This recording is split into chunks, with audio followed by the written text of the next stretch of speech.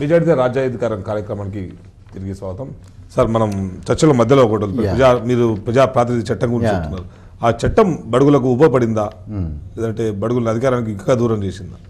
ఇప్పుడు దాన్నే మాలాంటి ఉద్యమానుభవాలు, సిద్ధాంత పరిజ్ఞానం ఉన్నటువంటి వ్యక్తులం పరిశీలించి చెప్పాల్సిన అవసరం ఉంది. ఈ రాజ్యానికి, వ్యవస్థకి చెప్పాలి, మా పీడిత దళిత బహుజన పీడితులు కూడా చెప్పాలి.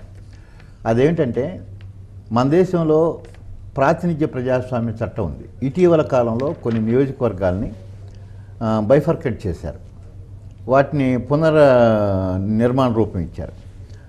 ఎక్కువ ప్రాంతం, తక్కువ ప్రాంతం ఉన్న వ్యత్యాసాలను సరిదిద్దడానికి భౌగోళిక ప్రాంతం ఒకే తీరుగా ఉండాలి, అది ఒక సవరణ తీసుకొచ్చారు.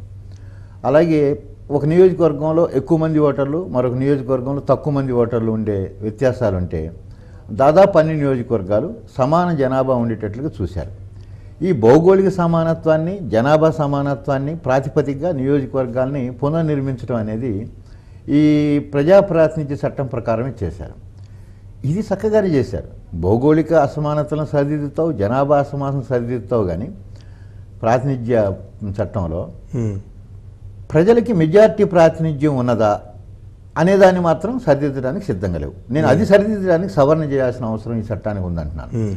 ఇంకొంచెం వివరించి చెప్తే, అసలు మొదట మీరు పెట్టినటువంటి క్యాప్షన్ ఏదైతే ఉందో, మెజారిటీకి రాజ్యాధికారం అంటే, నేను ఒక కోణంలో చూసినప్పుడు మెజారిటీకి రాజ్యాధికారం వస్తుంది కదా.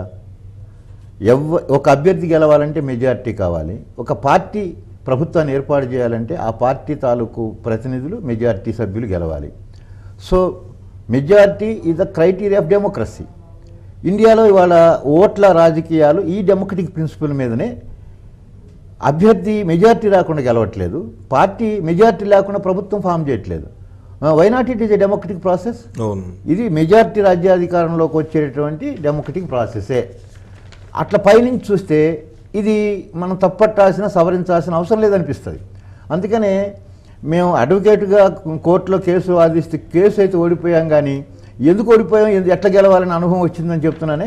అలాంటి అనుభవం వచ్చిందంటే ఈ పైకి కనపడుతున్నటువంటి ఈ మేలి ముసుగు ప్రజాస్వామ్యం ఒక మేడిపండు లాంటిదని, దాన్ని పొట్ట విప్పి చూస్తే పురుగులుండు అన్నట్లు ఇక్కడ కనిపించింది. అదేమిటంటే, brute majority is not A democracy. ఉదాహరణకు నేను చెప్తాను. మరి ఒక గ్రామానికి సంబంధించినటువంటి వాళ్ళు ఊరంతా ఏకమై ఒక దళిత వాడి మీద దాడి చేస్తే, దాడి చేసిన వాళ్ళు మెజారిటీ అయ్యి, దాడికి గురైనటువంటి వాళ్ళు మైనార్టీ కావచ్చు. కానీ దళితుల మానవ హక్కుల్ని నిరాకరిస్తూ వాళ్ళ మీద దాడి చేసినటువంటి వాళ్ళు అమానవీయమైనటువంటి ఫాసిస్ట్ దాడి కింద మెజారిటీ వస్తుంది. మరి ఒక మైనార్టీ మతం మీద, ఒక చిన్న దేశం మీద ఒక మెజారిటీ మతస్థులు కానీ, ఒక పెద్ద దేశం కానీ దాడి చేస్తే, పెద్ద దేశం మెజారిటీ దేశమే, పెద్ద మతం మెజారిటీ మతమే. So always majority is not a democratic aspect. అందులో మంచి చెడ్డలు చూడాలి. ఉదాహరణకి ఇవాళ తెలంగాణ వాళ్ళు ప్రజల ఆకాంక్షకు అనుగుణంగా మా తెలంగాణ మాకు కావాలి, మేము ఆనాడు కలవటం అనేది మీరు అడిగితే కలిసాం, కానీ అనుభవంలో మేము దెబ్బతిన్నాం కనుక మా తెలంగాణ మేము పరిపాలించుకుంటాం అని అంటే, దీన్ని డిసైడ్ చేయడానికి మెజారిటీ నిర్ణయం కావాలంటున్నారు. ఏకాభిప్రాయం కావాలి, మెజారిటీ అభిప్రాయం కావాలంటున్నారు. 42% భౌగోళిక జనాభా ప్రాంతం ఉన్న తెలంగాణ వాళ్ళు ఎప్పుడు మెజారిటీ, మైనారిటీ. వాళ్ళు ఆంధ్రప్రదేశ్లో కలిసినప్పటి నుంచి వాళ్ళకి మైనారిటీ అస్తిత్వం ఒక పీడలాగా తగులుకుంది. అంతకుముందు వాళ్ళు స్వతంత్రంగా ఉంటే ఎవరు మెజారిటీ, ఎవరు మైనారిటీ సమస్య లేదు. 58% భౌగోళిక జనాభా ప్రాంతం ఉన్నటువంటి సీమాంధ్రతో కలిసి ఒక విశాలాంధ్ర ఏర్పడిన తర్వాత ఎప్పుడైనా తగు వస్తే సీమాంధ్ర వాళ్ళు మెజారిటీ అవుతారు, తెలంగాణ వాళ్ళు మైనారిటీ అవుతారు. మరి మెజారిటీ వాళ్ళు తెలంగాణ ప్రజల ఆకాంక్షని గుర్తించకపోవటం అనేది, వాళ్ళు మెజారిటీ అయినా అది అప్రజాస్వామ్యం. తెలంగాణ వాళ్ళది ప్రజాస్వామ్యం అవుతుంది. అంటే న్యాయాన్యాయాలు చూడాలి అని, ప్రజాస్వామ్యానికి మరో కోణం న్యాయాన్యాయాలు చూడాలి. ఓకే సార్, ఇప్పుడు గుంటూరు నుంచి డాక్టర్ రాజు లైన్లో ఉన్నారు. రాజు గారు చెప్పండి. ఉషా గారు స్టూడియోలో ఉన్నారు. నమస్తే అండి. నమస్తే అండి రాజు గారు. అవునండి, ఇప్పుడు కేతలకు రాజ్య మైనారిటీ మెజారిటీ అంటున్నారు కదా, అసలు పూర్తిగా మనకు అసలు విద్య లేదు కదండి. విద్య లేనప్పుడు ఏం చేస్తారు? దానికి సరైన అవగాహన లేకుండా, ఎవర్నెస్, ఎడ్యుకేషన్ అవేర్నెస్ లేకుండా ఇప్పుడు ఏం చేసినా కానీ మెయిన్ మెజారిటీ ఆఫ్ పీపుల్స్ రావాలంటే అసలు విజ్ఞానం లేనప్పుడే అసలు ఓట్లైనా వేస్తారు. అయినా కానీ ఒక రకంగా వస్తారంటే నాకు దళారులు ఉన్నారు చూడండి. ఆ దళారులు అన్న వాళ్ళని ఎవరు అందరూ నమ్ముతున్నారు కదండి. అప్పుడు మనం ఇప్పుడు కొత్తగా పిఆర్పి చిరంజీవి పార్టీ పెట్టినప్పుడు చెప్పండి సార్. చెప్పండి రాజుగారు.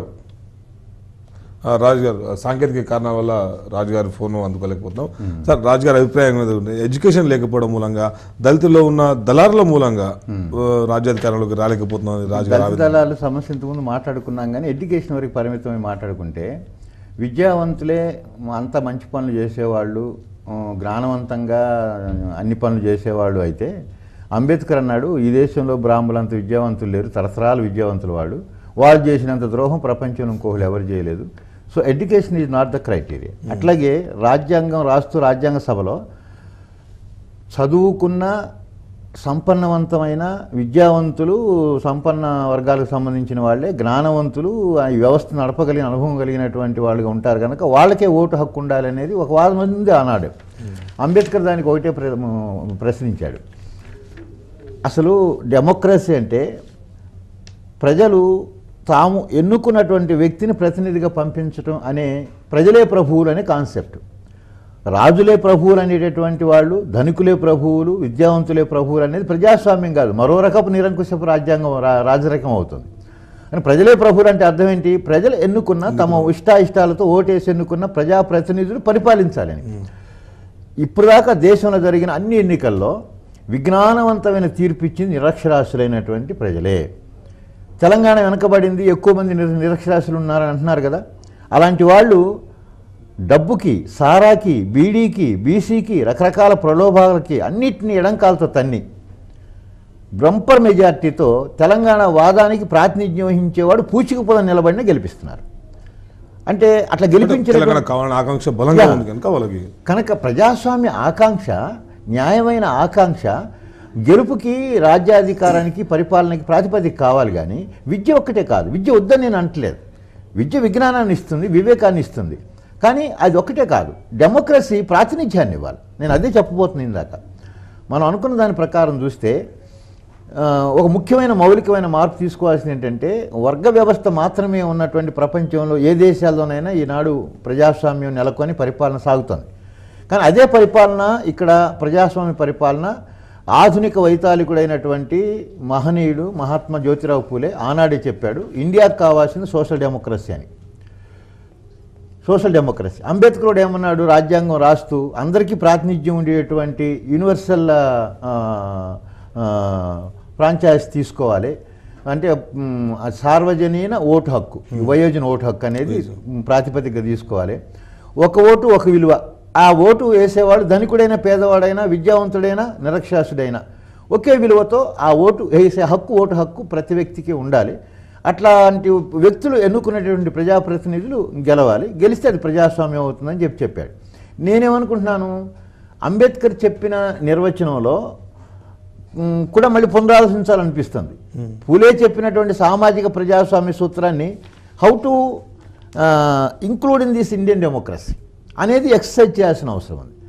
అంబేద్కర్ ఏమో ధనికులకి, విద్యావంతులకే ఓటు ఉండాలి, మిగతా వాళ్ళు పామరులకు వద్దన్న దాన్ని నిరాకరించి ప్రతివాడికి ఓటు హక్కు ఉండాలి, అందులోనూ మా దళితులకి ఓటు హక్కు లేకపోతే మా వాళ్ళందరూ నిరక్షరాస్యులే, నిరక్షరాస్యులైన దళితులందరూ తరతరాలుగా విద్యను దూరంగా ఉంచడం నిరక్షరాస్యులయ్యాలి, కానీ ఓటు వేసే హక్కు కూడా లేకపోతే ఇంకా బానిసలుగా బతుకుతారు అనే సామాజిక పునాది నుంచి ఆయన స్పష్టంగా మరి సార్వజనీన వయోజన ఓటు హక్కు అనేది ఒక ప్రజాస్వామ్య ఓటు హక్కుగా, మానవ హక్కుగా గుర్తించేటట్లుగా. మీరు చూడండి, బాగా అభివృద్ధి చెందిన ప్రజాస్వామ్య దేశాలు, గొప్ప ప్రజాస్వామ్య దేశం అమెరికా, పెద్ద ప్రజాస్వామ్య దేశం భారతదేశం అంటారు.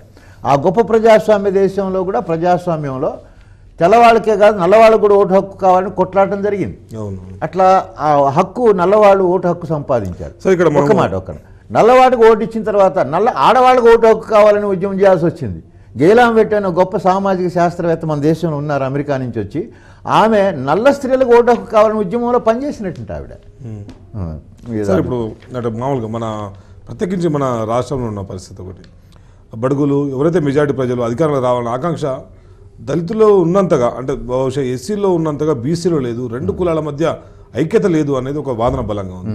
అంటే ఏదైనా పోరాటానికి కానీ ముందుకు వచ్చే వాళ్ళు ఒక ఎస్సీలు మాత్రం ముందుకు వస్తారు, కానీ బీసీలు ఆర్గనైజ్డ్గా ముందుకు రాలేకపోతున్నారు అనేది ఒకటి ఉంది. అట్లాగే ఏంటంటే ఎవరైనా ఎస్సీలు మీటింగ్ పెడితే దళిత సంఘాలకు సంబంధించి బీసీ నాయకులు వస్తారు, కానీ బీసీలు మీటింగు ఏదైనా పబ్లిక్ మీటింగ్ పెట్టినప్పుడు ఎస్సీ నాయకులు పిలవకపోవడం మూలంగా ఏకపక్షంగా ఉద్యమం ప్రతిష్టం కాలేకపోతుంది అనేది కొందరి ఆవేదనగా ఉన్నది. అదే దాని దగ్గరికి నేను రాబోతున్నాను.